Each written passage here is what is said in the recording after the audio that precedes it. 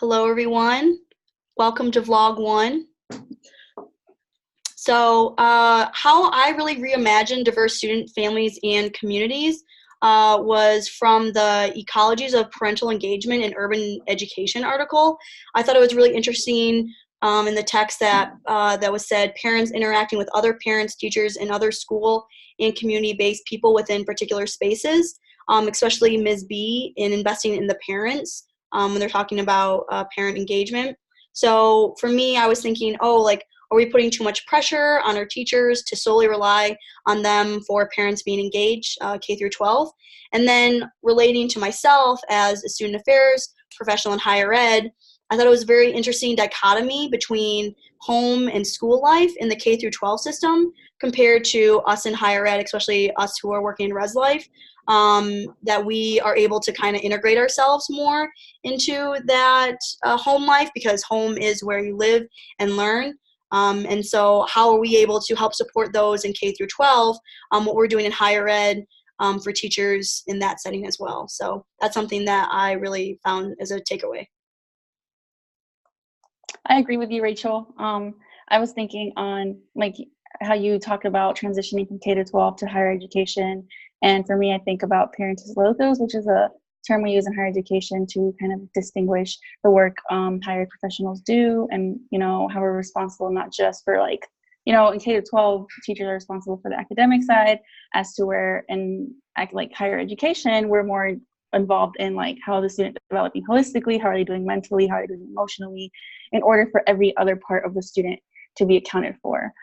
Now, in terms of transitioning from asset-based to deficit-based perspective, I do think it's much nicer, more possible for student affairs professionals to practice from an asset-based perspective, simply because, again, we're seeing the student holistically as they're navigating higher education institutions, because a lot of them, what I realize, especially for marginalized students, don't have the tools to navigate.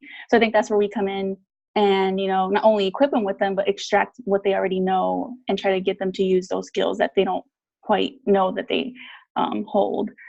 And I guess I also pulled from the critically responsive pedagogy article, where it talks about how, now I'm going back to K-12. So how principals sometimes aren't trained to think about, how the student's developing, their background and so forth. So I think one way we can, I think the article mentions is finding a way where principals academic journey to become principals, for lack of a better term,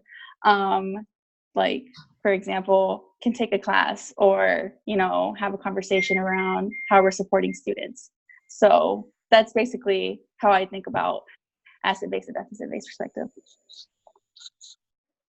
I like what you had to say there, Janet. I definitely agree that student-wise, whether K through 12 or in higher ed, you need to see that student holistically. And I really appreciated that intersectionality text from Collins and Blige, where they really explained that while you might see the student in one facet of life and in one face, they have many different faces. And so to consider those interactions between, the social inequalities that happen not only in the classroom, but outside as well, and considering those assets and those funds of knowledges that they bring with them as you either are going to teach them or, in our case, be a student affairs administrator.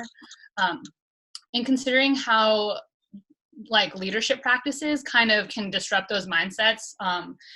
What I would consider is taking resisting colorblindness was one really cool thing from the Khalifa Goodman Davis article.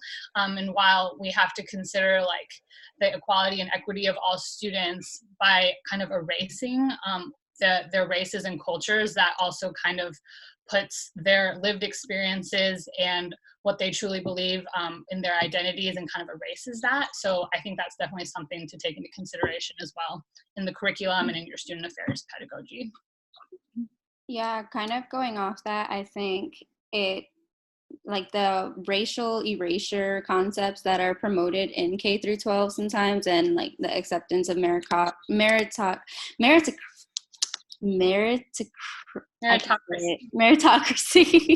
that Mackenzie and Phillips talk about, I think is sometimes what some student affairs professionals find themselves actually like dismantling as students come into higher education, like trying to help students actually unlearn that, because and actually like identify races and different identities as to like address the issues that are there.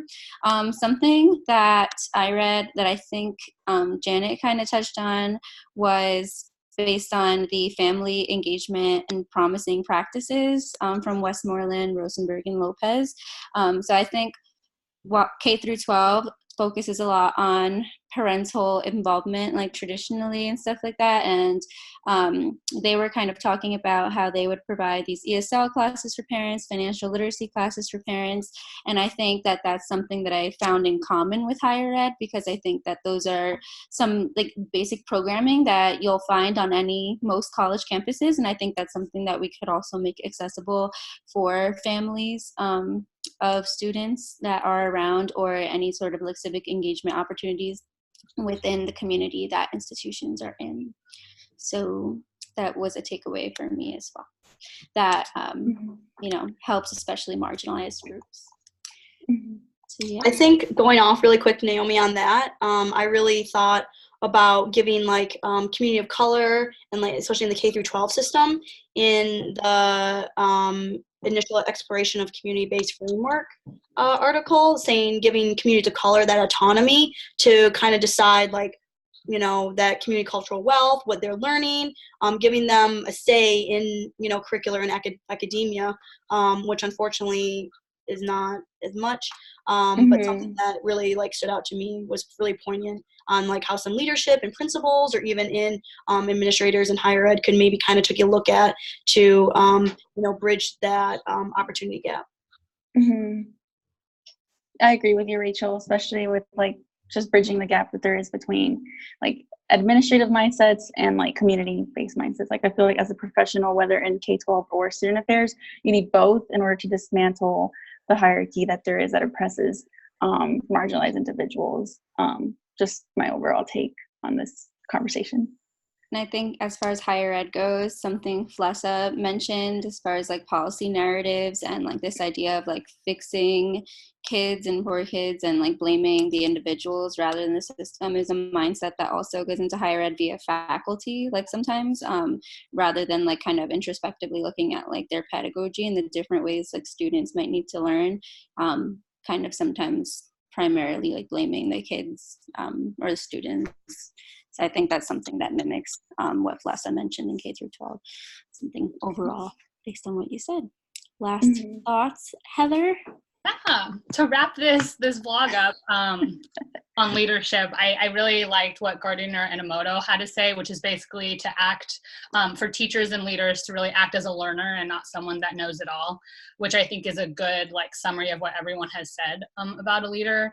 And while you might be defined as that and put on this like per se like pedestal at the top of the pyramid, you are also a learner and need to be very alert to the types of students that are coming in and out of your classroom and your structure, and be able to adapt to those things.